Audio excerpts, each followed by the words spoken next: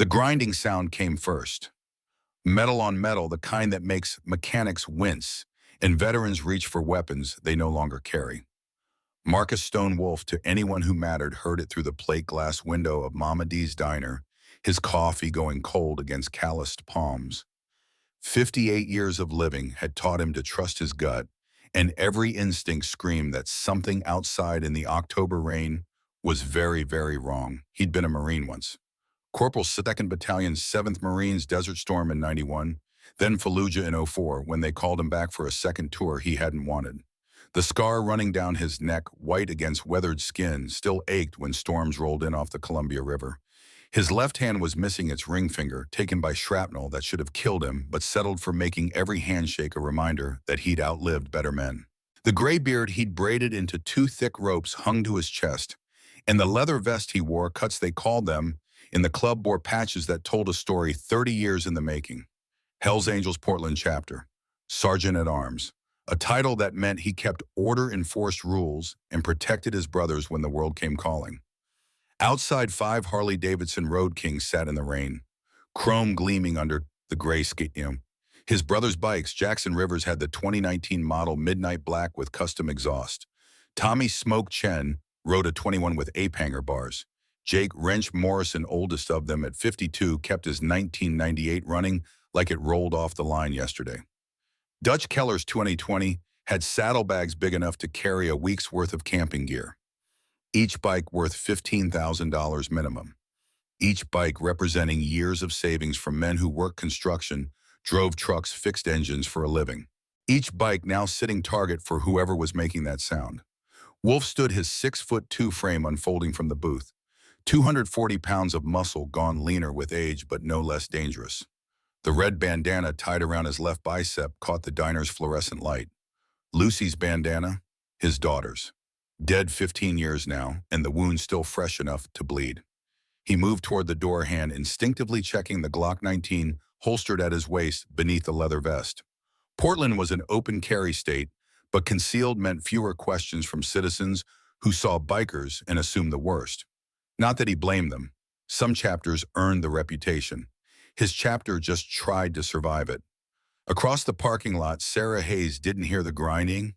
She heard her son's voice instead, small and persistent, from the backseat of her aging Subaru. "Can I get a snack?" Her eyes found him in the rearview mirror. Ethan, 7 years old, pressing his nose against the window, with the kind of focus his kindergarten teacher called exceptional and his first-grade teacher called exhausting. Observant, they both agreed. The kid noticed everything, remembered more, asked questions that didn't have easy answers. "We need to save money, sweetie." The words tasted like failure. 32 years old, and she looked 40, the kind of exhaustion that settled into bones and refused to leave. 2 years of nursing school, then 5 years working as a nurse's aide at Providence Hospital because the degree cost too much and life cost more. Her husband, Michael, had been 34 when the construction scaffolding collapsed, taking him and 2 other men down 8 stories. The company fought the wrongful death suit, won on a technicality, left her with $60,000 in medical debt, and a son who asked why daddy wasn't coming home. That was 3 years ago. The debt had grown to $72,000 with interest. Her checking account held $23. The gas light glowed accusatory on the dashboard. Miller's gas station sat ahead, southeast Portland, the kind of place where working people stopped on their way to lives that ground them down one shift at a time. Ethan didn't complain about the snack. He never did.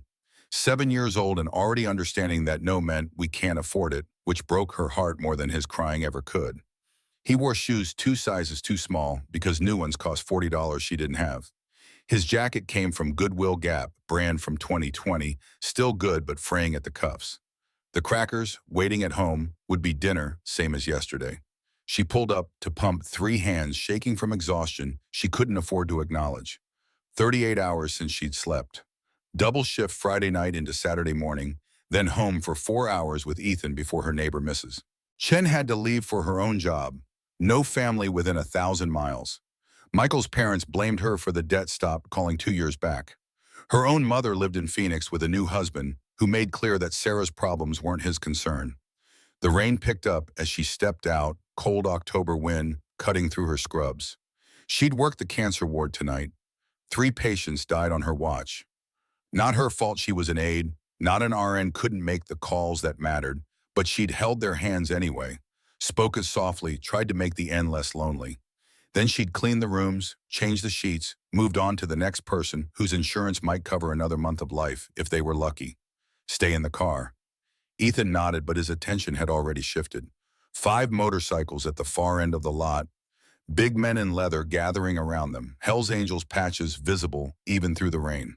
She'd grown up in Portland, knew the reputation, knew enough to keep distance. They ran drugs, people said, extortion, protection rackets, the kind of men you cross the street to avoid. But Ethan wasn't watching the bikers. His eyes tracked something else. Movement along the line of motorcycles, low and furtive. A man in a dark hoodie, maybe 30 thin build, moving with purpose that didn't match the casual Saturday morning around them. The man crouched beside the first bike, pulled something from his pocket. Metal glinted. Ethan's forehead wrinkled the way it did when he was working through a problem his teachers hadn't explained yet. Something felt wrong. The man moved to the second motorcycle, repeated the motion. Quick hands practiced movements, checking over his shoulder every few seconds. Last month, Dave had visited. Dave the mechanic, Mom's friend from the hospital, who'd fixed their Subaru's transmission for cost when the quote came back at $1,800 they didn't have. Dave told stories while he worked, and one stuck in Ethan's mind now. A customer whose brake line had been cut. Clean cut, Dave said. Professional job. The car made it 3 miles before the brakes failed on I-84. Crashed into a guardrail, doing 65. Driver lived but walked with a cane now, and Dave's voice had gone quiet when he explained how brake fluid looked when it leaked from severed lines.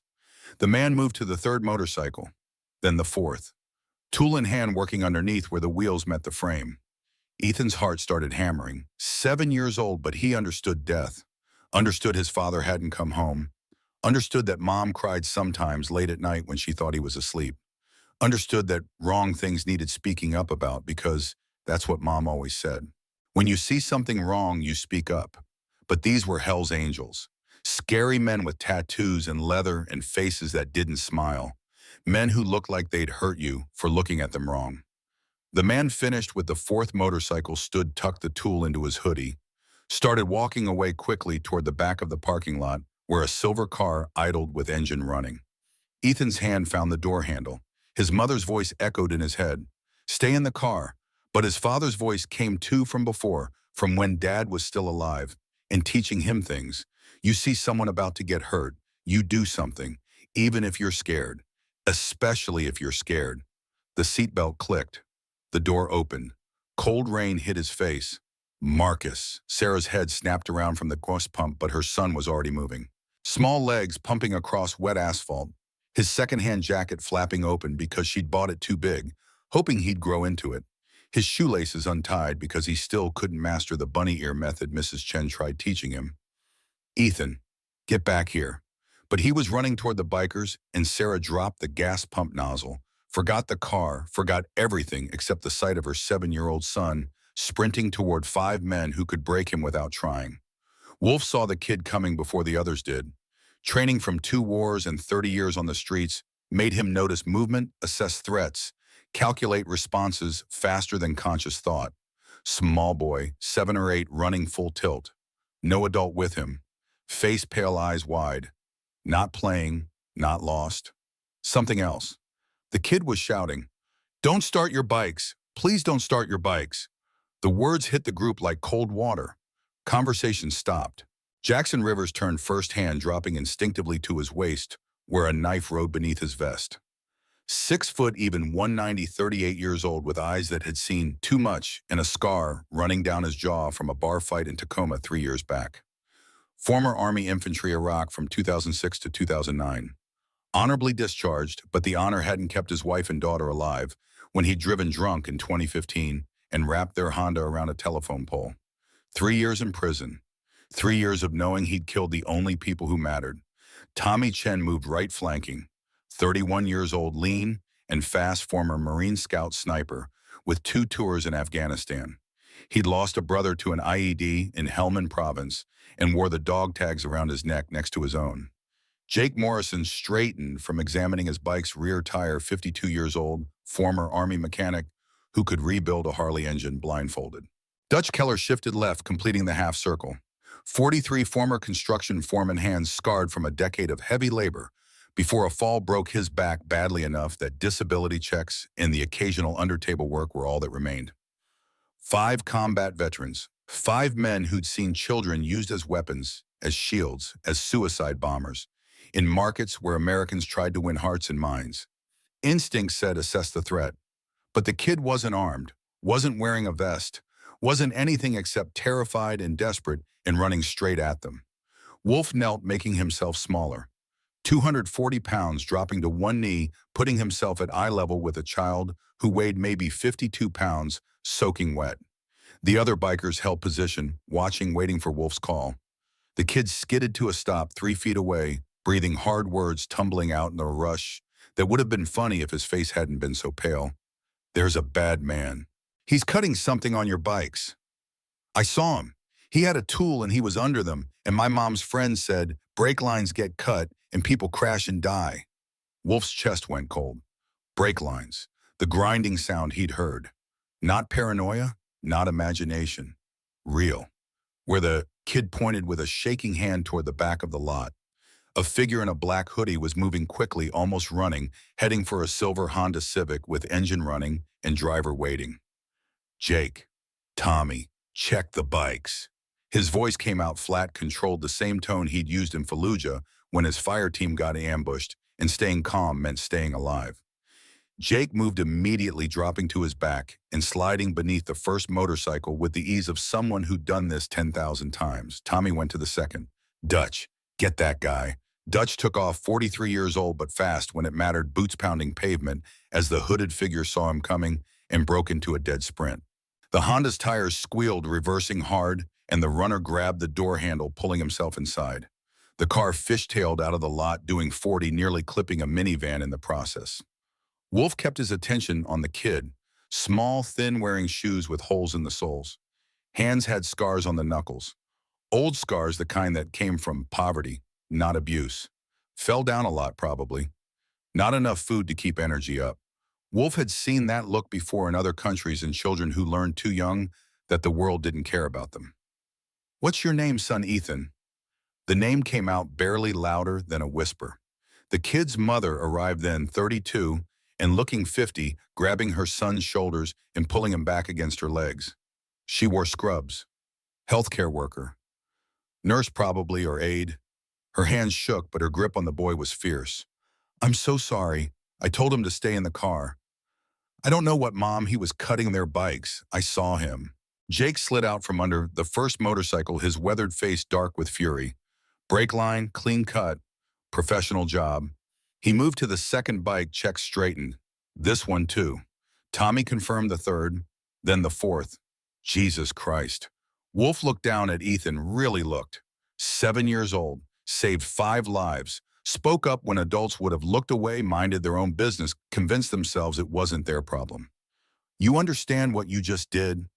Ethan shook his head, still breathing hard. If we'd started those bikes, Wolf didn't finish, didn't need to. High-speed crashes, bodies sliding across asphalt, motorcycles weighing 800 pounds flipping end over end. He'd seen it before in Iraq when insurgents sabotaged Humvees. Blood mixed with gasoline, screaming. The smell of burning rubber, and worse.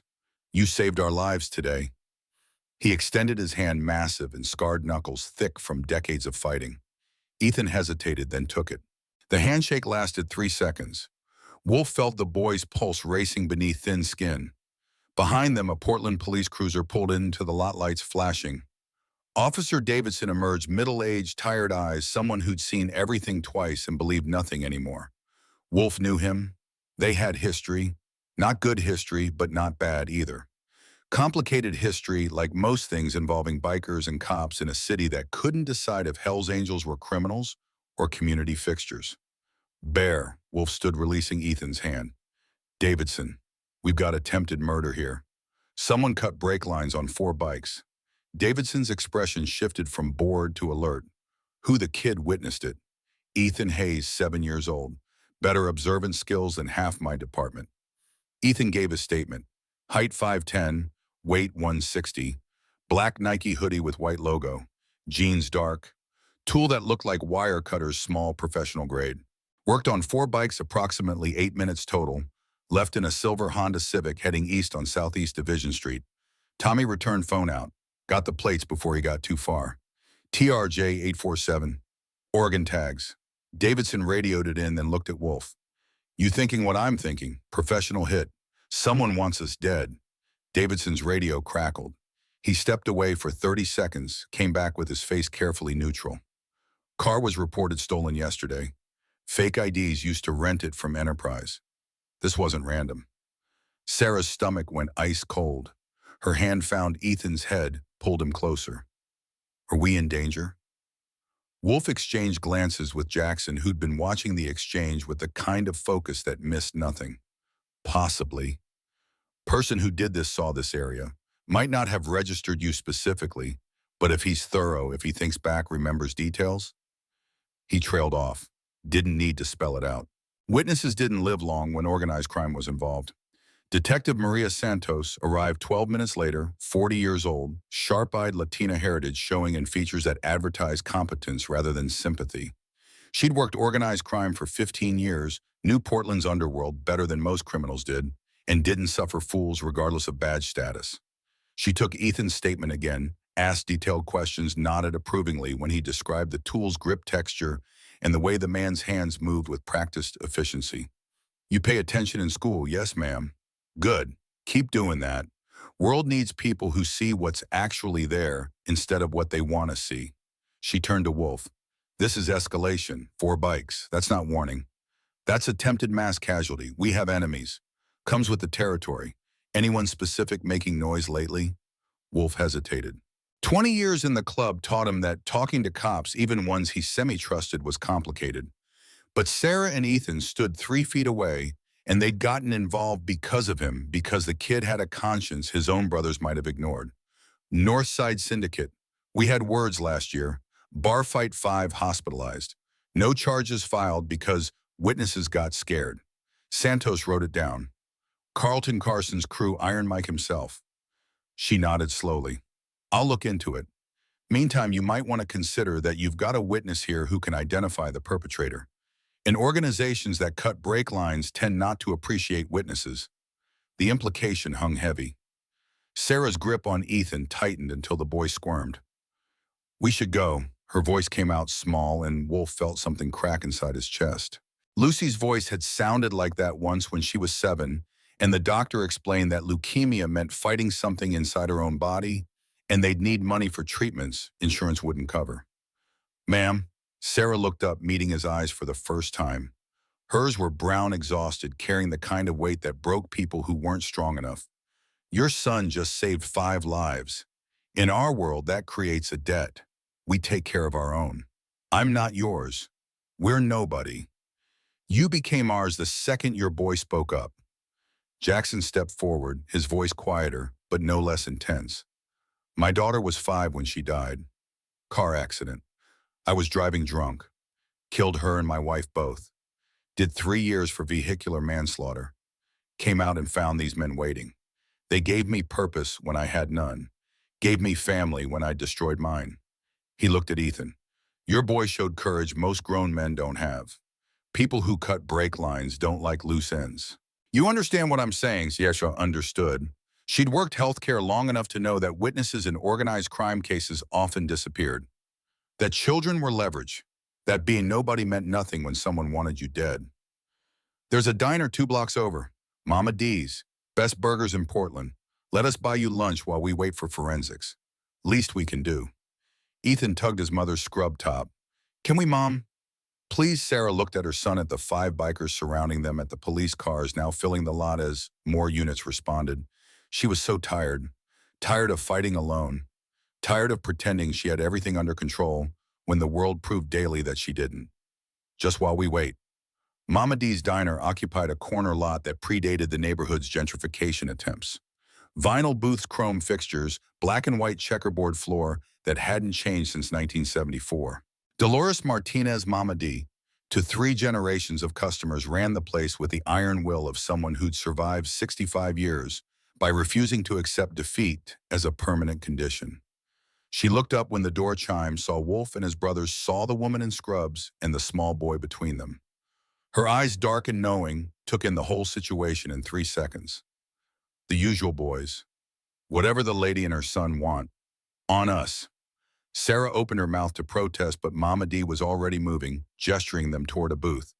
2 burgers, fries, milkshakes for both. Growing boy needs food, and you look like you haven't eaten properly in a month. The words were matter of fact, not judgmental. Sarah felt tears threaten and pushed them back. She ordered grilled cheese for Ethan instead, soup for herself. Cheapest items on the menu.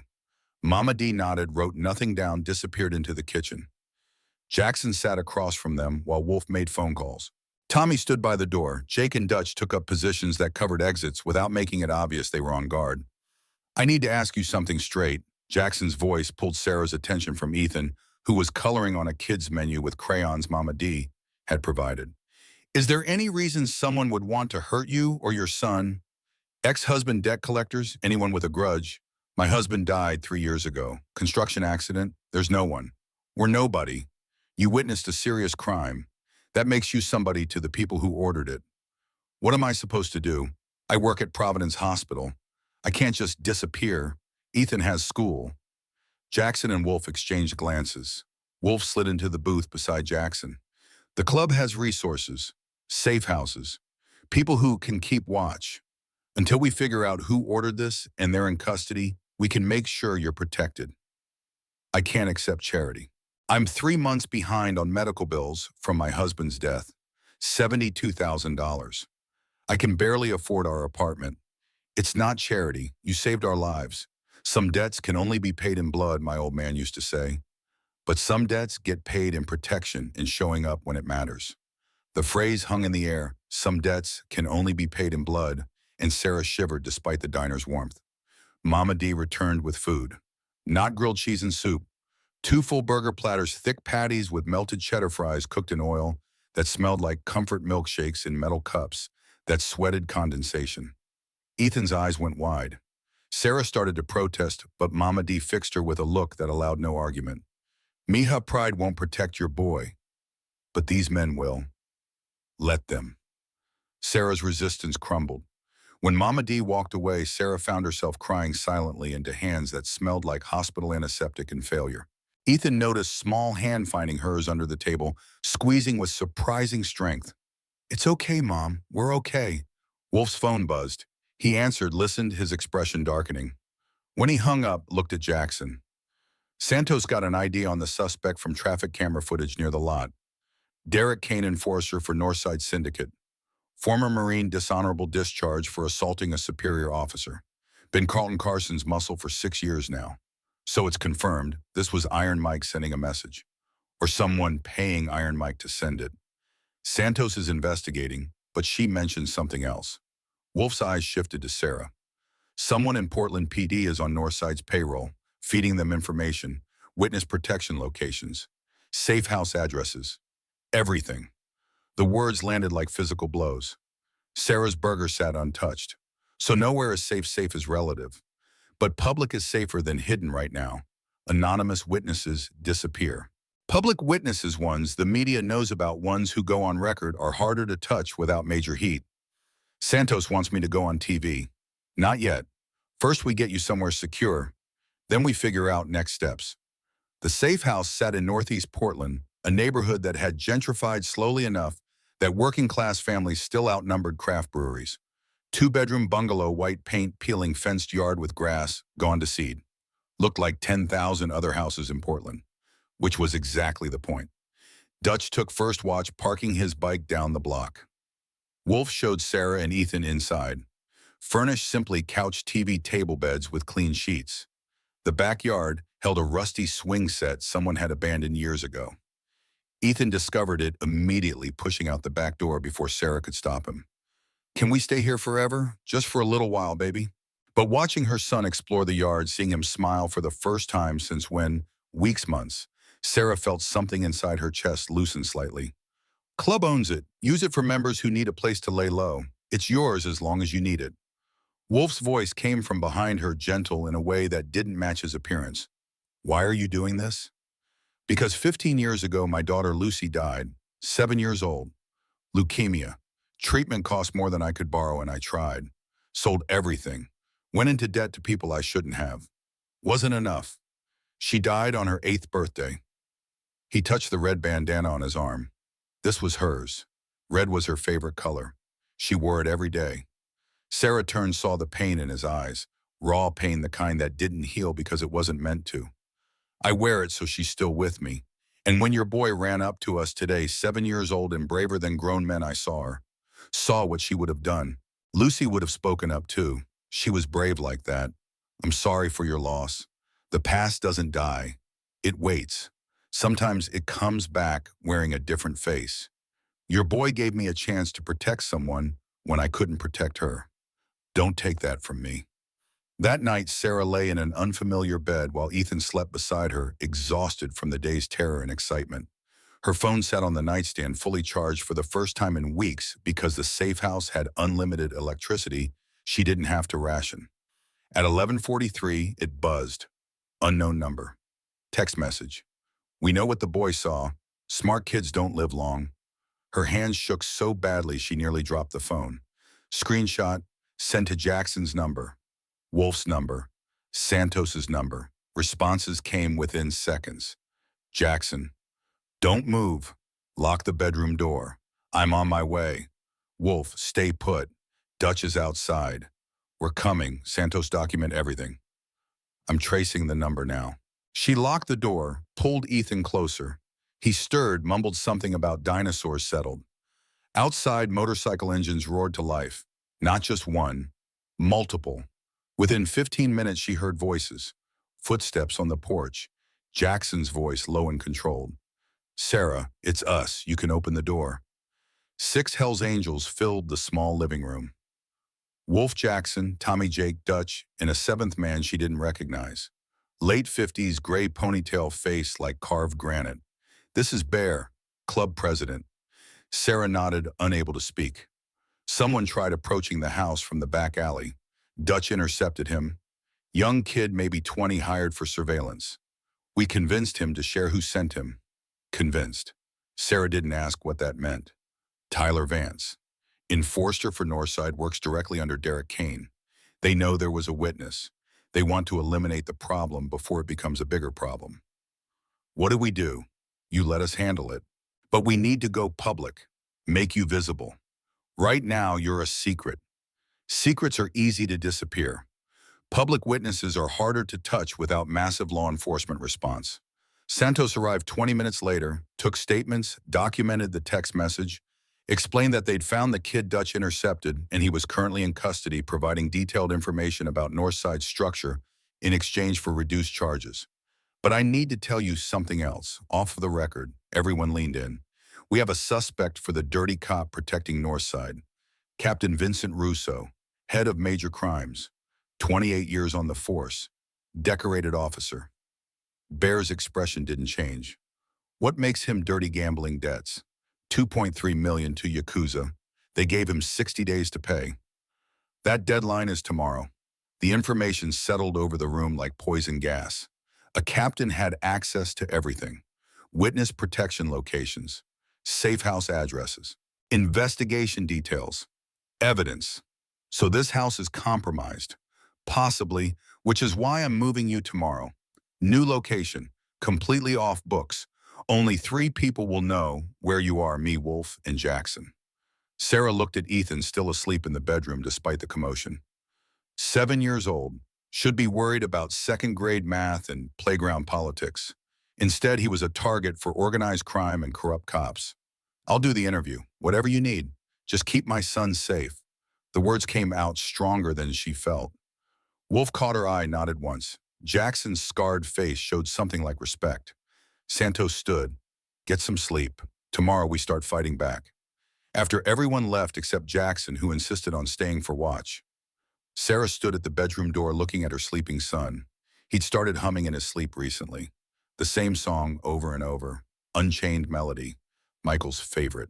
He'd sing it in the shower in the car while cooking dinner. Ethan had been 4 when his father died, but the song remained. That your husband's song? Jackson's voice came from behind her, quiet. Yeah, Michael loved old music. The Righteous Brothers, Otis Redding, Pam Cook. Ethan doesn't remember much about his dad, but he remembers that song. Hold on to that. Memories keep people alive when nothing else can. Jackson settled onto the couch, gun visible in a shoulder holster he'd kept concealed until now. Sarah started to retreat, then paused. Your daughter, Emma, what was she like? Jackson's face went carefully blank, but his voice stayed level. Smart, too smart. At 5, she could read chapter books. Loved dinosaurs, wanted to be a paleontologist. Had her mother's laugh. I'd give anything to hear it again. I'm sorry, don't be. I made my choices. I live with consequences. Your boy, though, he made a brave choice today. Didn't think about consequences. Just saw wrong and spoke up. That's rare. Don't let the world beat that out of him. I'll try. She retreated to the bedroom, closed the door, climbed back into bed beside Ethan. His small body radiated warmth against hers. Outside, Portland settled into late-night quiet. Rain started again, soft against the roof. Jackson's presence in the living room should have felt intrusive. Instead, it felt like safety for the first time in 3 years. Her phone buzzed one more time. Santos. Derek Kane's vehicle just appeared on traffic cameras, heading toward northeast Portland, advising relocation immediately. Sarah's breath stopped. She texted back with shaking hands. How long? Maybe 20 minutes. I've got units responding. But get ready to move. She woke. Ethan tried to stay calm, failed completely. Baby, we need to get dressed. We're going somewhere else. Why? Because the bad people know where we are. Ethan's eyes went wide, but he didn't cry. Didn't argue. Just nodded and started pulling on his shoes. Jackson appeared in the doorway. Santos called. We're moving now. Wolf's bringing the van. 30 seconds and we're gone. They grabbed essentials, jackets, phones, nothing else mattered. Jackson carried Ethan. Sarah followed. Outside, Wolf's black van idled with headlights off. They piled in, and the van pulled away just as headlights appeared 2 blocks down, moving slowly, searching. Derek Kane's silver Honda Civic crawled past the safe house. Found nothing, kept going. Inside the van, Sarah held Ethan so tightly he protested. She didn't loosen her grip. Couldn't. Because the world had just proven again that nowhere was safe, that trying to do right got you hunted, that being nobody didn't matter when someone decided you were somebody they wanted dead. Brotherhood means nobody gets left behind. Wolf's voice carried from the driver's seat, speaking to someone on phone. She couldn't hear the response, but Wolf's next words made her stomach clench. I don't care what it costs. We protect them. That's not negotiable. They're family now, family. She lost hers 3 years ago. Michael's death had taken more than just his life. It had taken the extended network of relatives who decided grief was too expensive to afford. Now 5 bikers she'd known less than 12 hours were claiming her and Ethan as theirs. Jackson's scarred hand found hers in the darkness. We've got you. I promise. Sarah wanted to believe him. Wanted to believe that promises meant something, that protection was possible, that speaking up against wrong didn't just get you killed. Wanted to believe that somewhere in Portland, in America, in the world, good people still showed up when it mattered. Ethan had fallen asleep against her chest, humming Unchained melody so softly she felt it more than heard it. 7 years old and already learning that courage cost more than most people could pay. The van drove through rain and darkness toward another safe house, another temporary shelter, another place that would be compromised eventually because corrupt cops had access to everything and organized crime had money to buy what they couldn't intimidate. But for now, this moment, they were moving. They were together. They were alive. Some debts can only be paid in blood, Wolf had said. Sarah was starting to understand what that meant. The second safe house occupied a street that Google Maps forgot existed. Southeast 82nd Avenue, wedged between an auto body shop that hadn't opened since 2019 and a Vietnamese restaurant whose foe kept 3 generations of immigrant families fed on wages Portland's tech boom never touched. The bungalow's gray paint had surrendered to Pacific Northwest rain years ago, but the bars on the windows were new, installed by club members who understood that security mattered more than curb appeal. Wolf killed the van's engine at 4:17 in the morning. Sunday now, technically, though, the darkness felt endless. Ethan hadn't woken during the transfer, dead weight against Sarah's chest. She'd counted his heartbeats for the last 40 minutes, needing the rhythm to prove he was alive, safe still hers. Jackson emerged first, scanning the empty street with movements honed by 2 wars and 3 years in prison, where looking the wrong direction at the wrong time meant bleeding. He nodded once. Wolf opened the van's side door, and cold October air flooded in, carrying the smell of motor oil from the body shop and fish sauce from the restaurant. Inside the bungalow held furniture that matched its exterior, functional, worn, honest about its limitations. A couch with springs that creaked, a kitchen table scarred by cigarette burns, two bedrooms barely large enough for the beds they contained, but the refrigerator hummed stocked with food someone had delivered while they were in transit. Milk, eggs, bread, sandwich, meat. Basics, necessities, the kind of provisions that said, "We're not abandoning you." Wolf carried Ethan to the smaller bedroom, laid him on sheets that smelled like detergent and something else Sarah couldn't identify until she realized cinnamon.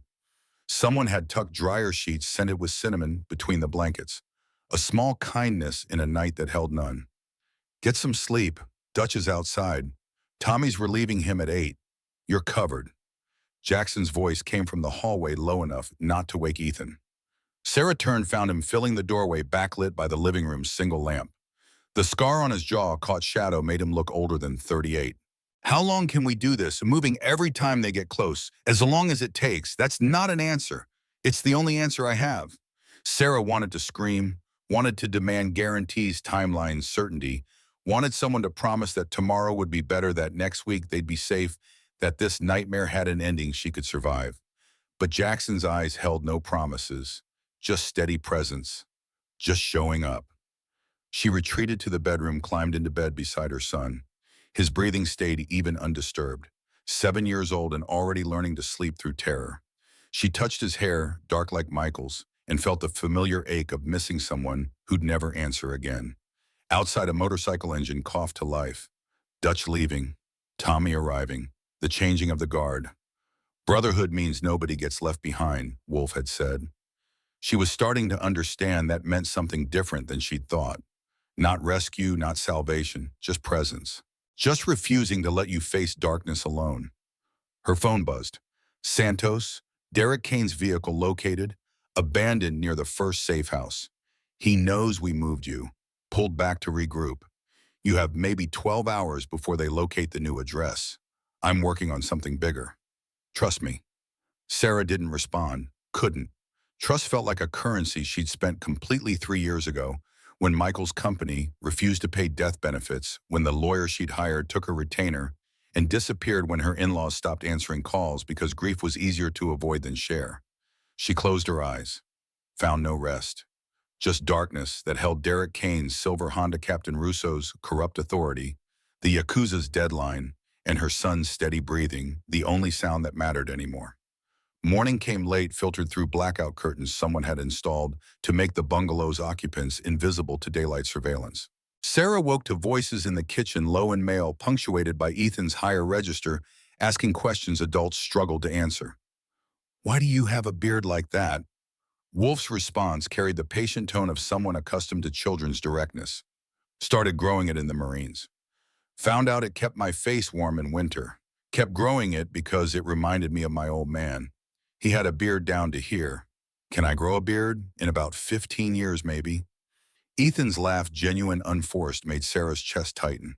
She couldn't remember the last time he'd laughed like that. Months, maybe, before the medical bills started coming in, collections notices, before she'd started working doubles, before poverty became their permanent address. She found them at the kitchen table. Wolf had his colors off, just a black t-shirt that showed arms covered in ink Sarah hadn't noticed yesterday. Military insignias, dates that probably marked deployments or losses, and low on his left forearm, a small script that read Lucy Rose Stone, 2001-2009. His daughter's name. Her dates. Permanent reminder carved into skin. Ethan was eating cereal Frosted Flakes, the expensive kind Sarah couldn't afford, while Wolf drank coffee that smelled like it came from beans ground fresh instead of prepackaged in cans. Dutch sat by the window eating toast, watching the street. Tommy had gone off shift but hadn't left, sprawled on the couch with eyes closed, but posture suggesting full awareness. "Your boy's got questions. I like questions." Wolf's voice held approval, the kind Sarah heard from Ethan's teachers during parent conferences. Exceptional, they said. Observant. Asks things other kids don't think about. What kind of questions? The important kind. why people hurt each other, whether being scared means you're weak, how you know when you're doing the right thing. Those are adult questions. He's been living an adult life. Kids who grow up fast ask adult questions. Sarah poured coffee, added milk she didn't have to ration, and sat. Ethan looked up cheerful. Wolf has a daughter, had daughter, past tense, like dad. The words landed with casual brutality. Children didn't intend. Wolf's expression flickered, pain acknowledgement, acceptance, then settled. Lucy. She'd be 22 now if she'd lived. Probably in college. Maybe studying dinosaurs or marine biology. She loved ocean documentaries. What happened? Ethan's question came out soft, genuinely curious rather than morbid. She got sick. Leukemia. It's a cancer that attacks your blood. Treatment costs money we didn't have. I tried everything, sold my truck, borrowed from friends, took loans I shouldn't have. Still wasn't enough. She died 3 days after her 8th birthday. Did it hurt? The doctors gave her medicine so it didn't hurt as much as it could have. But yeah, it hurt. Dying hurts. Watching someone you love die hurts worse. I watched Dad die. The statement hung in morning light that felt too bright for the weight it carried. Sarah's coffee cup stopped halfway to her mouth. The scaffolding fell and he looked at me. We were visiting the job site because Dad wanted to show me where he worked. He looked at me and his face did this thing. Then he fell. It took 6 minutes for the ambulance. I counted. Sarah couldn't breathe. Ethan had never told her this, never mentioned being at the site. She thought he'd been at school, heard about it after. Baby, you never said I didn't want you to feel bad. You were already so sad. 7 years old, watching his father die, keeping that secret for 3 years to protect his mother's feelings. Sarah felt something inside her crack completely. Wolf reached across the table, his massive scarred hand covering Ethan's small one. Brave doesn't mean not being scared or not hurting. Brave means doing what needs doing even when you're scared and hurting. You've been brave your whole life. That's rare. The words brave means doing what needs doing even when you're scared and hurting settled over the kitchen like a blessing Sarah hadn't known she needed. Her phone rang. Santos. Conference call. You, Wolf Jackson, put me on speaker. Sarah complied. Wolf gestured Tommy awake. Dutch moved closer. Everyone listening. We ID'd the corrupt captain, Vincent Russo, 52. Major crimes, 28 years on force. Decorated. Married 23 years, wife died of breast cancer 2016. One daughter, Isabella Russo, 19, sophomore at USC studying pre-med. What's his angle? Gambling. Started small, grew big. Lost everything in poker games at an underground club in Vancouver, Washington. Borrowed from Yakuza to cover debts. 2.3 million. They gave him 60 days. Today's day 60. Santos paused and Sarah heard papers rustling. Here's where it gets interesting.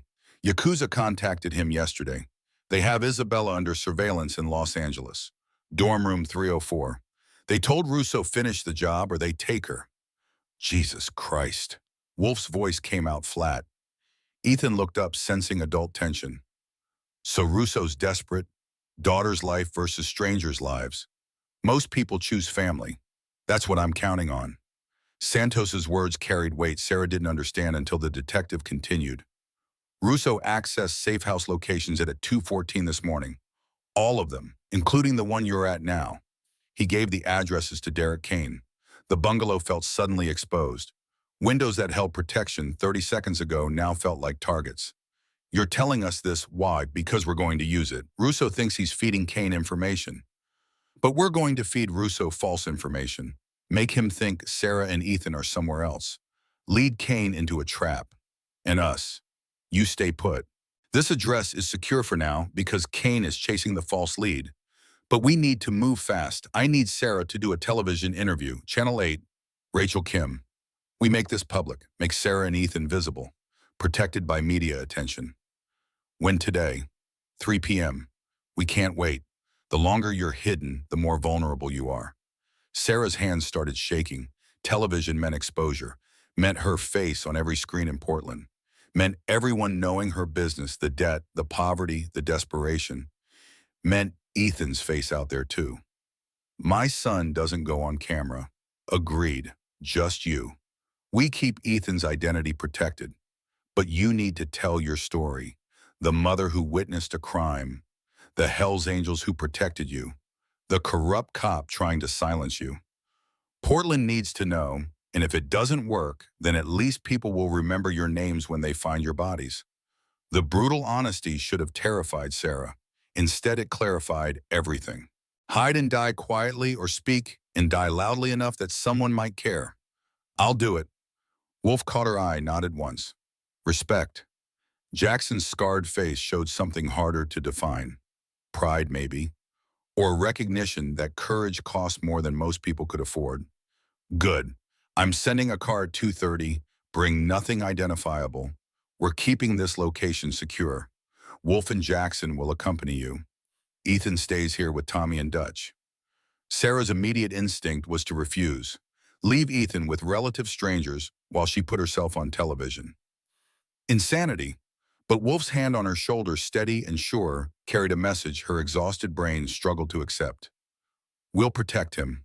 That's not negotiable. After Santos disconnected, Sarah retreated to the bedroom. Found Ethan's backpack, the one he'd grabbed from their apartment before it burned. Inside his drawings, stick figures of people he loved. Michael with exaggerated beard. Sarah with her hair down the way she wore it before perpetual ponytails became necessity. And new drawings from yesterday. Wolf with beard braids, Jackson with the scar, 5 motorcycles in a row. One drawing showed a man in a hoodie, black and menacing tool in hand. Below it, Ethan's careful 7-year-old handwriting, the bad man. I stopped him. Sarah pressed the paper to her chest and cried silently into hands that smelled like borrowed soap and coffee she hadn't paid for. When she emerged 10 minutes later, face-washed, composure reconstructed, she found Wolf teaching Ethan chess. This piece is the pawn, weakest piece on the board, but it's the only piece that can become something else. Reach the end and it transforms. Becomes a queen, the most powerful piece. Sometimes the smallest, weakest thing becomes the most important. Dutch, still by the window, spoke without turning. Pawns win wars. People forget that. They see the kings and queens, the knights and rooks. But wars are won by people who show up, do the work, refuse to quit. Pawns. Every time. The word showing up is 90% of everything landed with weight that felt prophetic. At 1:43 p.m., Sarah's phone buzzed. Unknown number. She almost didn't answer, then saw Santos's follow-up text, pick up. It's secure. The voice that emerged belonged to a woman younger than Sarah, scared but controlled. Mrs. Hayes. My name is Isabella Russo. I'm Captain Russo's daughter. Detective Santos gave me your number. Sarah's breath stopped.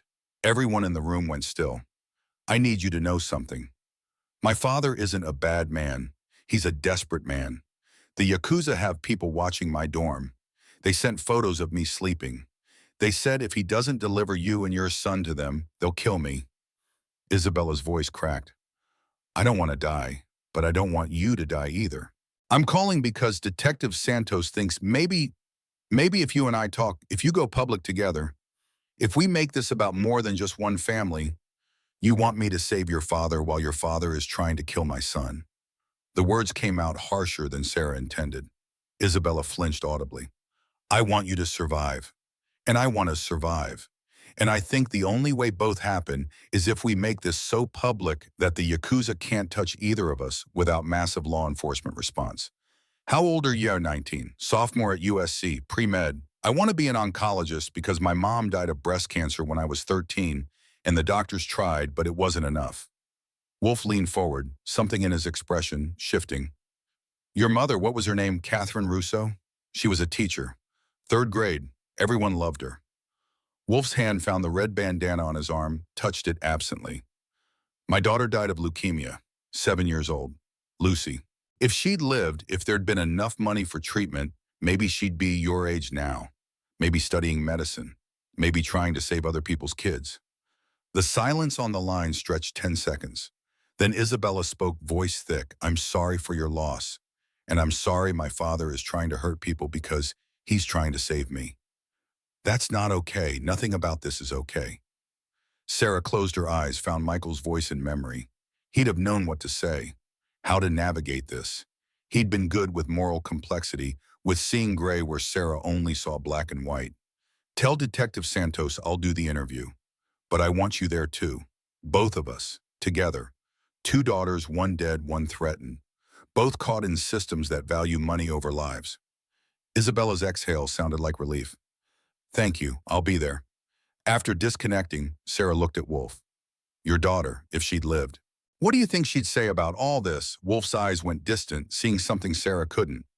Lucy had this thing she'd say when I complained about life being unfair. She was 6, maybe 7. She'd look at me with these serious eyes and say, Daddy, fair isn't when everyone gets what they want.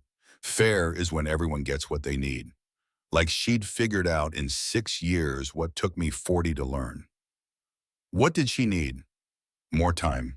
That's all any of us need. More time to become who we're supposed to be. At 2:30, an unmarked sedan pulled up. Not Santos driving. FBI agent Marcus Freeman, 45 shoulders that suggested military background, eyes that missed nothing. He emerged, scanned the street, knocked 3 times. Wolf answered, exchanged words Sarah couldn't hear. Then turned. It's time. Sarah kissed Ethan, held him longer than necessary. I'll be back in 2 hours. Dutch and Tommy won't let anything happen to you, I know. Be brave, Mom. Like Mr. Wolf said, do what needs doing even when you're scared. Words coming back at her from a 7-year-old who'd learned them that morning. Sarah nodded, unable to speak, and followed Wolf and Jackson to the sedan. The drive took 20 minutes. Freeman explained the setup. Channel 8 studio controlled environment security, vetted Detective Santos present, Isabella Russo arriving separately. Rachel Kim conducting the interview, 39 veteran journalist reputation for asking hard questions but fair ones. You'll be on air live. 5 p.m. news, that's deliberate. Maximum viewership. We want Portland watching. We want the story out before Russo or Kane can react. What if they react violently? Freeman's eyes found hers in the rearview mirror. Then they react on camera and we bury them. That's the gamble. Go public or stay hidden. Hidden hasn't worked. The studio occupied a building near Providence Park, modern glass and steel, that contrasted with the neighborhood's aging houses. Security met them at the door. Metal detectors. Background checks. They confiscated Wolf's Glock. Jackson's knife patted them down professionally, returned the weapons with tags promising retrieval after the broadcast. Isabella Russo waited in the green room. 19 years old, dark hair pulled back, wearing USC sweatshirt and jeans that probably cost more than Sarah's entire wardrobe. But her eyes held the same exhaustion, the same terror, the same desperate hope that maybe speaking truth could change reality. They sat together not speaking while makeup artists worked efficiently. Sarah refused most of it. Didn't want to look polished. Wanted to look like what she was, a mother working doubles, wearing scrubs, exhausted, scared, honest. Rachel Kim entered at 4:45, professional controlled, but her eyes softened seeing them. I know this is hard. I know you're terrified, but your story matters. Portland needs to hear it. Are you ready, Ma? Sarah's honesty made Rachel smile slightly. Good. The best interviews come from people who aren't ready. It means you're still feeling it instead of performing it. At 4:58, they went live. Studio lights hot and bright, camera lenses like judges' eyes. Rachel Kim between them poised. Good evening, Portland. Tonight we bring you an exclusive story about corruption, courage, and the cost of speaking truth. With me are Sarah Hayes, a nurse's aide and single mother, and Isabella Russo, daughter of Portland Police Captain Vincent Russo. Their stories intersect in ways that expose deep rot in systems we trust. She turned to Sarah. Mrs. Hayes, tell us what happened yesterday morning. Sarah told it. The gas station, Ethan seeing the man cut brake lines, running to warn the bikers, Hell's Angels discovering the sabotage, the text message threat, the safe houses, the constant moving, Derek Kane hunting them, Captain Russo feeding information to criminals. Rachel turned to Isabella. Miss Russo, your father is accused of corruption. What do you want people to know? Isabella's voice stayed steady despite tears. My father isn't evil, he's desperate. The Yakuza threatened to kill me if he didn't deliver Mrs. Hayes and her son to people who want them dead. He's choosing between his daughter's life and strangers' lives. I understand why he made that choice, but it's still wrong, and I'm here to say publicly I don't want anyone dying to save me. Not Mrs. Hayes, not her son, no one. The camera held on her face, capturing tears, capturing courage that cost more than most people understood. Rachel faced the camera directly. Captain Vincent Russo, if you're watching, your daughter is begging you to stop. The Yakuza's threat only works if you stay silent. Go public. Work with the FBI. Protect your daughter by exposing the people threatening her, not by murdering witnesses. The broadcast continued 15 more minutes. Questions, answers, Sarah explaining poverty, medical debt, working doubles trying to survive systems designed to crush people like her. Isabella explaining pressure fear, loving her father while acknowledging his crimes. At 5:28, Rachel concluded, "Thank you both for your courage. To our viewers, Sarah Hayes and her 7-year-old son need protection. Hell's Angels, Portland. Chapter has stepped up. If you have information about Derek Kane, about Northside Syndicate, about corruption in Portland PD, contact Detective Maria Santos or FBI Agent Marcus Freeman. Numbers on your screen now." The lights died. The camera stopped. Sarah felt like she'd been holding her breath for 30 minutes. Isabella reached over, took her hand. "We did it. We're alive. That's something." Outside, Freeman hustled them to the sedan. Wolf and Jackson flanking. Into the car. Doors locked. Engine starting. Sarah's phone exploded with notifications. Texts from numbers she didn't recognize. Supportive messages. Angry messages. Threats. More threats. One text stood out. "Captain Vincent Russo, you just killed my daughter. I hope you can live with that." Before Sarah could respond, the sedan's back window shattered. Not gunfire. A brick. Wrapped in paper. Freeman accelerated, hard tires screaming. Jackson covered Sarah's head with his body. Wolf twisted, looking for the source. The brick's paper unfolded in Sarah's shaking hands. One sentence written in hasty block letters. "Public witnesses die. Public deaths." They made it back to the safe house in 14 minutes. Police escort arrived 6 minutes later. Santos emerged from her unmarked car, face grim. "Russo's gone. Left the precinct 30 minutes ago. Took his service weapon, his personal firearms, emptied his locker. He's AWOL." And Isabella Santos stopped looking at Sarah. The USC campus police found Yakuza members fleeing Isabella's dorm. They tried grabbing her. Campus security intervened. Isabella's safe in protective custody. But Russo doesn't know that. He thinks his daughter's dead, which makes him unpredictable. Desperate, dangerous. Wolf finished the thought. Santos nodded. "I'm moving you again. Different state. Federal protection. This is beyond Portland PD now." "No," Sarah's voice came out stronger than she felt. "I'm not running to another state. I'm not raising my son in hiding. We did what you asked. Went public. Made ourselves visible. Now finish this. Catch Russo. Catch Kane. End it." "Mrs. Hayes," I said no. The steel in her voice surprised everyone, including herself. But 3 years of poverty, of fighting alone, of being told no by systems designed to help something inside her, refused to bend further. "Then we fortify here. Full protection. FBI, Portland PD, Hell's Angels. We make this house a fortress." Jackson spoke up, surprising everyone. "Or we make Russo think Sarah's somewhere else. Bait. Lead him into a trap." Santos considered this, then nodded slowly. "It's risky. Everything's risky. Difference is whether we control the risk or let it control us." Wolf's assessment made Santos smile without humor. "All right, here's what we do." The planning took 3 hours. Leaked information about Sarah moving to a warehouse in Northwest Portland. False timestamp. Planted evidence. Make Russo think he had one shot at redemption, eliminate the witness, maybe save his daughter. Meanwhile, the real Sarah stayed at the bungalow. Protected. Waiting. At 11:17 p.m., Sarah's phone rang. Unknown number. She let it ring 4 times before Santos, listening on secondary line, nodded permission. "Mrs. Hayes." Captain Russo's voice sounded hollow, emptied of everything except rage and grief. "You killed Isabella. You went on television and you killed my daughter. They took her because you made this public. Because you wouldn't just disappear quietly. Captain Isabella is alive. She's safe. The Yakuza didn't." "You're lying. They sent me her finger. Her ring finger. With her USC ring still on it." Sarah's stomach lurched. Santos's face went white. They'd underestimated how far the Yakuza would go, believed campus security was enough. They'd been wrong. "I'm sorry. God, I'm so sorry. Sorry doesn't bring her back.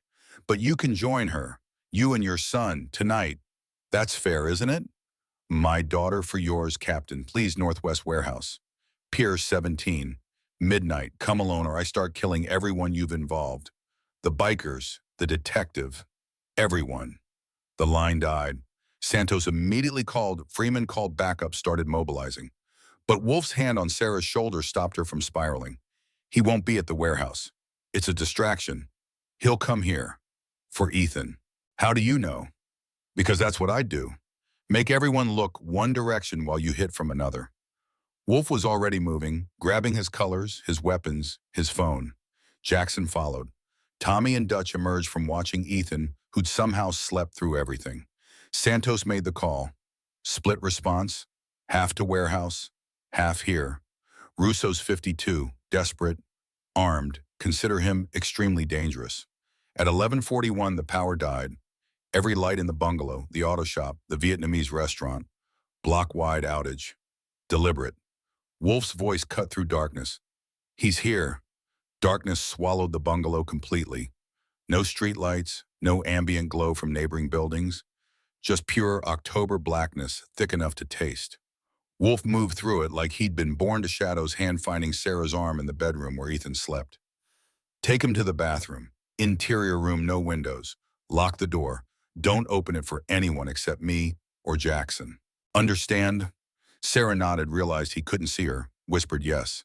She lifted Ethan, still sleeping, somehow exhausted past waking, and carried him down the hall. His weight felt both substantial and impossibly fragile. 7 years old, 52 pounds, everything that mattered. The bathroom tile was cold against her bare feet. She locked the door, set Ethan in the empty tub, covered him with her body. Her phone's dim glow provided the only light until she remembered light made targets and killed the screen. Outside, Wolf's voice came low and controlled. Tommy, roof access. Dutch, back door. Jackson, you're with me on front approach. Nobody fires unless fired upon. Russo's desperate, not stupid. He'll try stealth first. Santos coordinated from her sedan, 2 blocks away, running the warehouse operation simultaneously while backup raced toward the bungalow. Response time, 8 minutes, might as well be 8 hours. The first sound came at 11:46, not forced entry. Not battering ram, just the quiet scrape of metal on metal. Lock-picking. Professional. Patient. Someone who'd done this before. Wolf positioned himself behind the kitchen counter, Glock drawn, breathing controlled. Jackson took the hallway intersection covering both bedrooms and bathroom. Dutch watched through the back door's peephole. Tommy on the roof had sightlines nobody else could match. The front door opened so quietly, Wolf almost missed it. Almost. But 30 years of staying alive in places where silence meant death had trained his ears to hear what shouldn't be there. The absence of sound, the held breath, the careful footstep. Captain Vincent Russo entered his own trap. He wore tactical gear, vest, helmet, the works. Carried his service weapon and what looked like a backup Sig Sauer. Moved like someone who'd done SWAT training decades ago and never forgot. 52 years old, but moving with purpose that belied the gray in his hair. Wolf waited. Russo advanced into the living room, weapon sweeping corners, checking angles. He was good, but Wolf was better. Captain. Russo spun, weapon tracking Wolf's voice.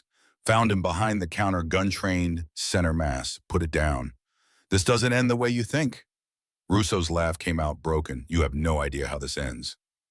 My daughter's finger arrived in a box. They took her finger because that woman wouldn't shut up. Because she had to go on television. Because witnesses matter more than Isabella's life. Isabella's alive, Captain. Santos confirmed it. The Yakuza lied. They always lie. You're lying. I'm not. Your daughter is in federal protective custody. Safe. But you're about to throw away your last chance to see her again. Russo's weapon wavered. Just slightly. Just enough that Wolf saw the man beneath the corruption, father widower, 28 years of service, reduced to this moment. Where's the woman? But not here. Santos moved them. You're chasing ghosts. Another lie. Russo's eyes adjusted to darkness, scanned the bungalow's layout, noticed the closed bathroom door. Interior room. No windows. That's where you'd hide someone. He moved toward the hallway. Jackson stepped out, blocking his path. Don't. Russo's weapon shifted to Jackson. 2 guns, Two men, Mexican standoff in a hallway that smelled like borrowed time. Move or I shoot through you to get to her. Then shoot, but you'll die doing it. And Isabella lives with knowing her father murdered witnesses to save her. That's the legacy you want. Jackson's words, the ones about legacy, about what children carry, hit harder than threats. Russo's weapon lowered an inch. Just an inch. But enough. Then the window shattered. Not Russo's doing, someone else. Glass exploded inward, followed by a canister that clattered across hardwood floor. Smoke grenade, military grade. Within seconds, the bungalow filled with white smoke that burned eyes and lungs. Russo hadn't come alone. Or someone else had arrived. Either way, the equation changed.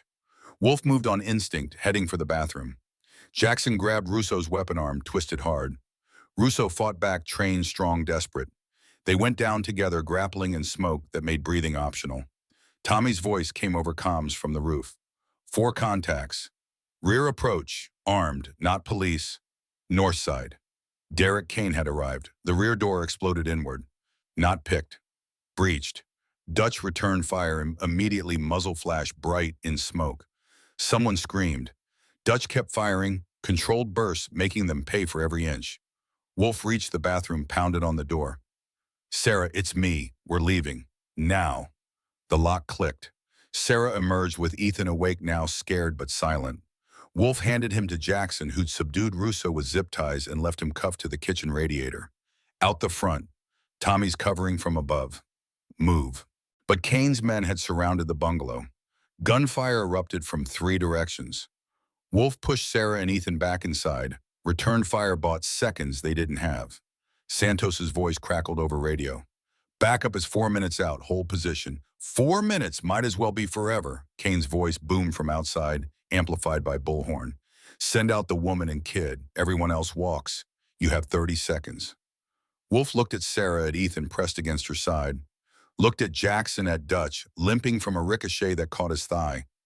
At Tommy on the roof with limited ammunition. At the surrounded bungalow filling with smoke. Looked at the red bandana on his arm. Lucy's bandana, 15 years of carrying her with him. He made his choice. Wolf walked to the front door, opened it, stepped into streetlight, provided by Kane's men. You want someone? Take me. Former Marine, Sergeant at Arms. Better trophy than a nurse and her kid. Kane emerged from behind an SUV. 35 lean, hard-faced Derek Kane in the flesh. He'd orchestrated this entire operation, brake lines, intimidation, assault, all leading here. You're not the mission, old man, but I'll take you as a bonus. He raised his weapon. Wolf stood still, hands visible, unarmed. The red bandana caught light. Then shoot. But you'll have to explain to Iron Mike why you settled for one angel when you could have had them all. Because the second I drop my brothers, rain hell on you. On cue, Tommy's rifle cracked from the roof. Not at Kane. At the SUV's front tire. It exploded. Message sent, we can hit what we aim at. Kane recalculated. 5 Hells Angels defensive position, time running out before police arrived. He could win, but casualties would be high. Counteroffer. You give me Russo, the dirty captain. We disappear. Everyone lives. Russo, still zip-tied inside, heard this. His voice carried through the open door. Do it. Give me to them. Just protect Isabella. Promise me that. Wolf turned, looked at the man who'd betrayed everything he'd sworn to uphold. Saw not corruption, but desperation. Saw himself 15 years ago, willing to sell anything to save Lucy. Saw the father beneath the uniform. No deals with criminals. You want him, you go through us. The words, no deals with criminals, carried finality. Kane's expression hardened. Then you die. What happened next occurred in the space between heartbeats. Kane's men opened fire. Wolf dove back inside as bullets chewed through doorframe and walls. Dutch returned fire from the kitchen. Tommy from the roof. Jackson shielded Sarah and Ethan with his body, pulling them into the bathroom again. But one shooter had circled wide, came through the smoke-filled bedroom window, found Sarah's hiding spot, raised his weapon. Ethan saw him first. Children see what adults miss. The prophecy paid in full. Mom, behind you. Sarah turned, too slow. The shooter's finger tightened on trigger. Wolf came through the bathroom door like a freight train, 40 years of combat training or compressed into one desperate lunge. He hit the shooter mid-shot. The bullet meant for Sarah went wide. Wolf and the shooter crashed through drywall into the bedroom, trading blows that broke bones and ended arguments. But another shooter appeared, this one at the bathroom door. This one with clear line of sight to Sarah and Ethan huddled in the tub. Wolf saw it happening, saw the weapon rising, saw Sarah's face realizing she was about to die, saw Ethan trying to make himself smaller, trying to shield his mother with a 7-year-old's body that couldn't shield anyone. Some debts can only be paid in blood. Wolf threw himself across the bathroom doorway, became the wall between shooter and targets. The first bullet hit his chest high right side, the second his stomach, the third his shoulder. He stayed standing through all three, body blocking the doorway, denying access until Jackson appeared behind the shooter and ended the threat permanently. Wolf collapsed, not slowly, not dramatically, just dropped like someone cut his strings. Sarah scrambled from the tub, nurse training overriding terror. She pressed hands against the chest wound, trying to staunch bleeding that wouldn't stop. Stay with me. Wolf, stay with me. His eyes found Ethan behind her. The boy held Wolf's red bandana, had grabbed it when Wolf fell. Lucy's bandana, passed from dead daughter to living boy. You keep that. You're the brave one now. His voice came out wet, bloody. Jackson appeared, phone to ear, screaming for medics. Dutch limped and applied pressure to the stomach wound. Tommy fired the last rounds from the roof, keeping Kane's remaining men pinned. Santos arrived with backup. Sirens, lights, the cavalry 90 seconds too late. Outside, Kane saw the response, cut his losses, fled. 4 of his men didn't make it. 2 wounded, 2 dead. Russo remained zip-tied to the radiator, weeping, repeating Isabella's name. But Wolf was dying, Sarah knew. She'd seen enough death in cancer wards to recognize it. The particular way breath came shallow, the skin going gray, the eyes focusing on something beyond the visible. Lucy. His question came out barely audible. Ethan leaned close. I can't see her, Mr. Wolf, but maybe she's there. Maybe she's waiting. Wolf's hand found Ethan's, squeezed once. The past doesn't die. It waits. And then if you're lucky, it gets redeemed. His eyes closed. The hand went slack. Sarah kept pressure on his wounds anyway, kept trying, kept begging him to stay. But Marcus Stone Wolf, to everyone who mattered, had shown up one last time, had paid the debt, had protected the ones who couldn't protect themselves. Paramedics arrived, started CPR, loaded him into ambulance. Sirens screaming away into Portland night. Jackson pulled Sarah and Ethan from the bathroom, past the carnage, past Russo being arrested by Santos, past the crime scene that had been their sanctuary. Got them into Santos's sedan. Is he going to die? Ethan's question came out small. Jackson couldn't lie to him. Probably. He took 3 bullets meant for you. That's what brothers do. In the ambulance, Wolf's heart stopped twice, restarted twice. The surgeon at Providence Hospital, the same hospital where Sarah worked, spent 4 hours extracting bullets, repairing damage, trying to convince flesh and bone to keep working past reasonable expectation. At 6:17 a.m., Patricia Chen emerged. 63 years old, seen everything twice, convinced nothing surprised her anymore. He's alive, barely. Bullet missed his heart by 2 centimeters. Collapsed lung, shattered rib, lost 3 pints of blood. But he's alive. The waiting room, filled with 30 Hells Angels who'd arrived throughout the night, erupted in restrained celebration. Men who didn't cry found their eyes wet anyway. Sarah held Ethan, and both of them held on to hope that felt fragile as paper. Russo in county lockup heard about Isabella being alive from Santos personally. Broke down completely, confessed everything. Names, dates, transactions. The Yakuza's Portland operation. Northside structure. Everything. Burned it all down because his daughter lived, and that was enough. Derek Kane died 3 days later. Police raid on a Northside safe house. Shootout. Kane chose fighting over surrender. Tommy Chen put the final bullet in him from 60 yards, scope-perfect vengeance for brake lines and terror and everything Kane represented. Carlton Iron Mike Carson went to federal prison on racketeering charges. Santos and Freeman built cases that held. 53 years without parole. Northside Syndicate collapsed within 6 months. 2 weeks after Wolf's surgery, Sarah and Ethan visited him in recovery. He looked diminished, 40 pounds lighter beard, gone for intubation, skin pale. But breathing, alive. Ethan climbed onto the hospital bed, careful of tubes and wires. You came back. Wasn't ready to go. Lucy said I had more work to do. Sarah's hand found his. Scarred, battered, but warm. Thank you. For everything. Family isn't blood, it's who shows up. You and your push showed up for us first. Rest is just returning the favor. The prophecy paid, the loop closed. They lived at the bungalow for 6 months while the club rebuilt their lives. Jackson visited daily. Dutch taught Ethan advanced chess. Tommy told stories about Afghanistan that made war sound less like glory and more like survival. And slowly, gradually, something like family formed from the wreckage. Jackson asked Sarah on a date 8 months after Wolf got shot. Took her to Mama D's. Ordered burgers. Talked for 3 hours about nothing and everything. Told her about Emma, about prison, about finding purpose in the least likely place. I'm not asking you to fix me. I'm already fixing myself. But I'd like company on the journey. Sarah looked at this man, scarred, honest, present, in ways Michael had never learned to be. Thought about Ethan, asking when Uncle Jack would visit again. Thought about showing up about the 90% that mattered most. Okay, let's try. They married 2 years later. Small ceremony at Mama D's. Wolf officiated, club presidents could do that. Ethan carried rings. 50 Hells Angels attended. Portland PD sent flowers. Santos gave a toast about courage coming in unexpected packages. 10 years after the night Wolf nearly died, Sarah Hayes Rivers managed Mama D's diner. Dolores had retired at 73, left the place to the woman who understood that food meant more than sustenance. It meant safety. It meant showing up. The sign outside read Mama D's and Wolf's Place, and nobody questioned why a biker got equal billing with a legend. Inside, the smell remained unchanged. Coffee and motor oil. The scent of home. Sarah had learned to brew it Mama D's way, strong enough to strip paint, but smooth enough to drink black. The motor oil came from Jackson's hands.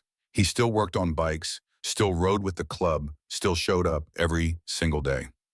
Ethan Hayes entered at 4:15 on a Sunday afternoon.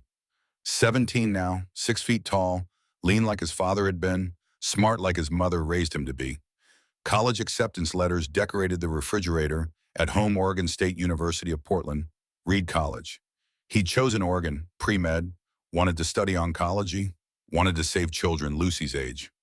The red bandana rode his wrist now. Fabric faded from washing, but present, always present. Wolf sat at his usual booth. 68 years old, gray beard, regrown to chest-length, limp, permanent from the bullet that shattered his hip. Retired from active club duties, but present every Sunday without fail. Bear had taken over as sergeant-at-arms. Wolf's role now was elder, advisor, living proof that showing up mattered more than winning. Kids heading to college. Wolf's observation came as Ethan helped behind the counter, pouring coffee for regulars who'd watched him grow from terrified 7-year-old to capable young man. Pre-med, going to save lives you and I never could. That's the point. Next generation does better than ours did. Jackson arrived with Dutch and Tommy, weekly tradition. Sunday dinner at Mama D's. 30 Hells Angels eventually filling booths and tables. Community that had started with brake lines and survival grown into something larger than any individual. Santos stopped by too. Detective no more. She'd made captain. Russo's old position. Cleaned house. Portland PD still had issues. Institutional problems didn't disappear overnight, but Santos fought them with the same intensity she'd fought Northside. How's the new job? Same corruption, different desk. But we're making progress. Arrested 2 dirty cops last month. It's something. It's everything. Wolf's correction made Santos smile. The old biker understood that revolutions happened in increments. That showing up every day, doing the work, refusing to quit, that was how systems changed. Isabella Russo arrived at 5:30, 29 now, finished medical school at UCLA, residency at OHSU, oncology like she'd planned. She'd never blamed Sarah, never blamed Ethan. Instead, she'd transformed her father's mistakes into purpose. Vincent Russo served 12 years of a 20-year sentence before dying of heart attack in prison. Isabella visited him monthly until the end. Forgiveness given freely even when not earned. She joined them at Wolf's booth. Ordered the usual burger, fries, coffee, black. looked at Ethan across the table. Ready for college, terrified. But you said fear means you're doing something important. Your father said that first. I just remembered it. The words fear means you're doing something important came from a dead man who lived on in quotations and memories, and the son who'd inherited his courage. Table 9 remained reserved. Always. Brass plaque installed 5 years ago read, "For those who show up." Nobody sat there except by invitation. Tonight, Sarah opened it for everyone. 30 Hells Angels. Santos Isabella Freeman, who'd stayed friends after the case closed, and Ethan's girlfriend, Maya, who'd learned that dating someone raised by bikers meant understanding loyalty came before convenience. Wolf stood to speak. Ritual now. Every Sunday someone shared a story. Tonight was his turn. 15 years ago, my daughter died. Lucy, 7 years old. I couldn't save her. Wasn't enough money, wasn't enough time, wasn't enough anything. I thought my life ended when hers did. Thought I was just waiting to join her. He paused, looking at Ethan. Then a kid I'd never met ran across a parking lot to warn strangers about danger. Could have stayed in his car, could have looked away, could have decided it wasn't his problem. But he didn't. He showed up. Ethan's face flushed. He'd heard this story before but never grew comfortable being its center. Brotherhood means nobody gets left behind. That's not just club motto. That's how we live. That kid showed us brotherhood. And in return, we showed him family. Real family. The kind that doesn't disappear when things get hard. Applause rippled through the diner. Not loud, respectful, acknowledging. After dinner, Sarah found Ethan at the counter making hot chocolate. Mama D's recipe. Cinnamon honey whole milk, the kind that tasted like safety. You make it just right now. Learn from the best. He handed her a cup. They stood together watching Hell's Angels laugh and argue and exist in the way families do, messy, loud, imperfect, present. Do you ever regret it that day at the gas station? Ethan's question came out serious. Sarah considered it honestly. I regret Wolf getting shot. I regret the terror. I regret you having to grow up so fast. But do I regret you speaking up? Never. You saved lives. You showed me that courage matters more than safety. Dad would be proud. Dad would be amazed. They drank hot chocolate in comfortable silence. Outside, Portland settled into October evening, 10 years removed from the night everything changed. Inside, family gathered not bound by blood, but by choice, by showing up, by refusing to abandon each other when abandonment was easiest. Jackson found Sarah as the diner closed, helped her count register, clean tables, lock doors. Routine built over 10 years of marriage that still surprised her with its stability. Wolf's moving slower. Did you notice I noticed? He's 68. Bullets and age catch everyone eventually. Jackson's concern showed in the way he watched Wolf limp to his motorcycle. The old man could still ride, still showed up, but mortality was winning the long game it always won. We should do something. Memorial fund, scholarship, something with Lucy's name. Already working on it. Lucy Rose Stone Memorial Scholarship for children who've lost parents to insufficient health care. Ethan helped design it. Of course he did. They drove home in Jackson's truck, same one he'd driven before prison, before his family died, before Hell's Angels gave him reason to keep breathing. Sarah's hand found his on the gear shift. Scarred hands touching scarred hands. Proof that broken people could rebuild.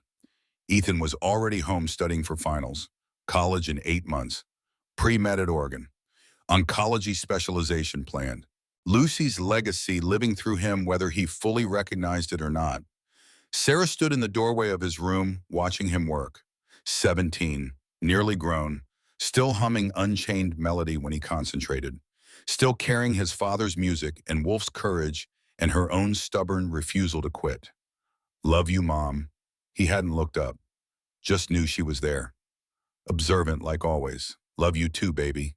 She retreated to her bedroom, found Jackson already in bed reading.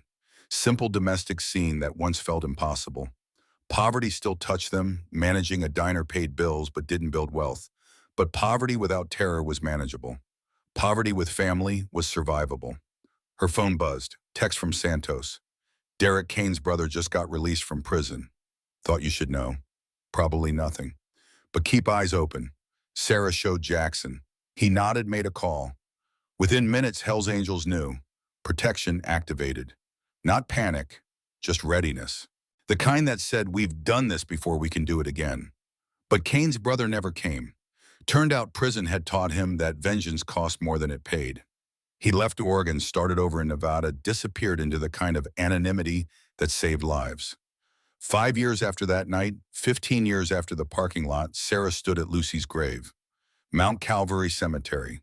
Small headstone that read, Lucy Rose Stone, 2001, 2009. Beloved daughter, forever 7. She brought flowers, daisies, Lucy's favorite according to Wolf. Your dad's doing well, still riding, still showing up. He saved my son. I wanted you to know that. Wanted you to know your dad's a hero. Not because he killed anyone, because he protected people who needed protecting. The wind carried her words away. Maybe to nothing. Maybe to somewhere Lucy could hear. Sarah chose to believe the latter. Wolf found her there an hour later. He didn't ask why, just stood beside her looking at his daughter's grave. She would have liked Ethan, would have asked him 10,000 questions and driven him crazy. He likes her anyway, talks about her sometimes, like they're connected somehow. Maybe they are. Maybe that's how it works. The dead don't leave. They just wait for the living to catch up. The prophecy coming full circle. The past doesn't die. It waits. At 70, Wolf retired completely, hung up his colors, passed the sergeant-at-arms position to Tommy, spent his days at Mama D's drinking coffee, telling stories to anyone who'd listen. Sometimes Ethan brought medical school friends. Let them meet the man who'd shaped his understanding of courage. At 73, Wolf died in his sleep. Peaceful, no pain, just stopped breathing one December night with snow falling outside and Portland wrapped in white silence. The funeral drew 500 people. Hell's Angels from 4 states. Police officers Santos had trained. Nurses from Providence Hospital who treated him after the shooting.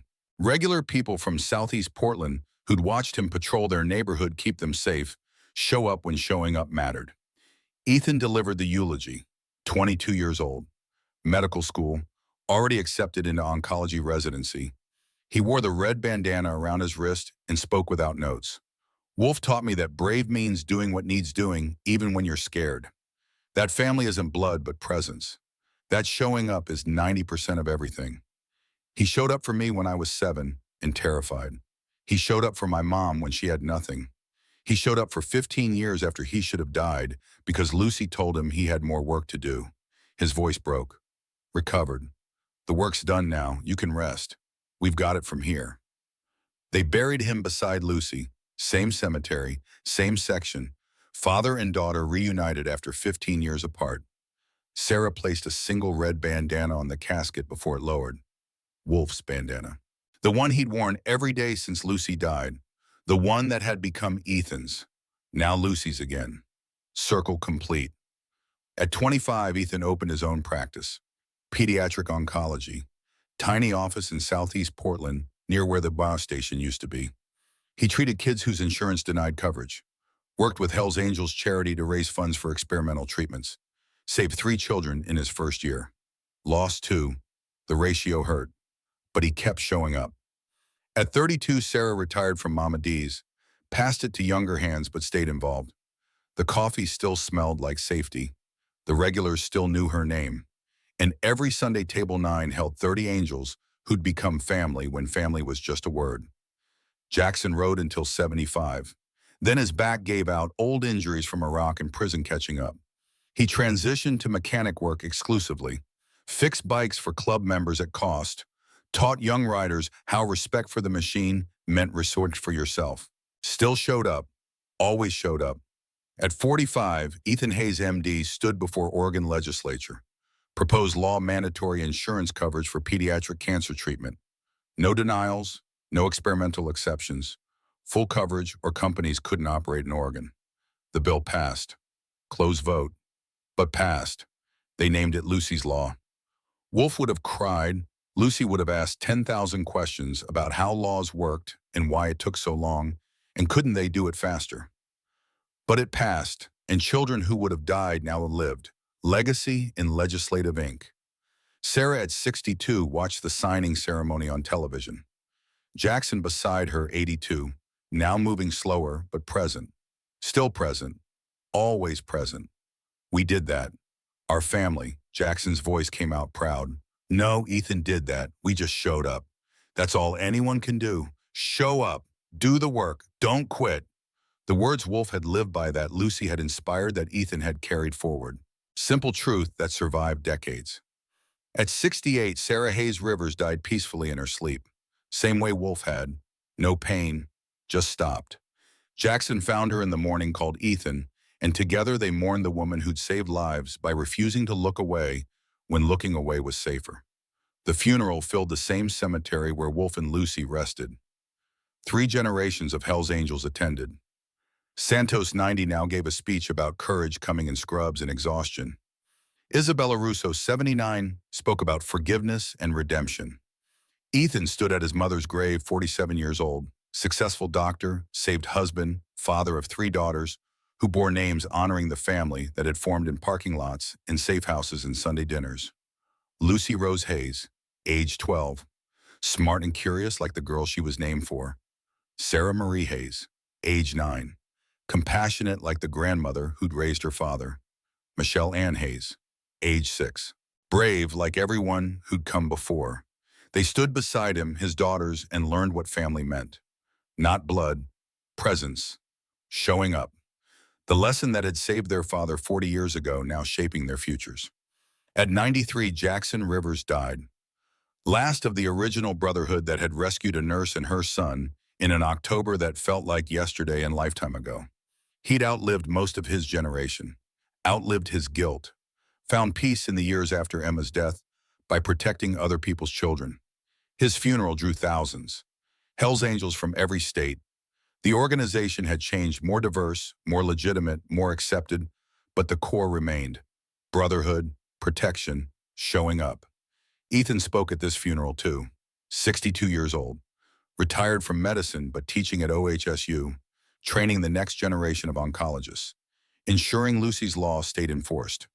Jackson taught me that redemption is possible, that your worst day doesn't define you, that showing up after you've failed is harder and more important than never failing at all. He showed up for my mother. He showed up for me. He showed up for 55 years after he had every reason to quit. That's the legacy, not perfection. Presence. They buried Jackson beside Sarah. Family plots together, the living visiting the dead living on in memory and law, and children named for courage.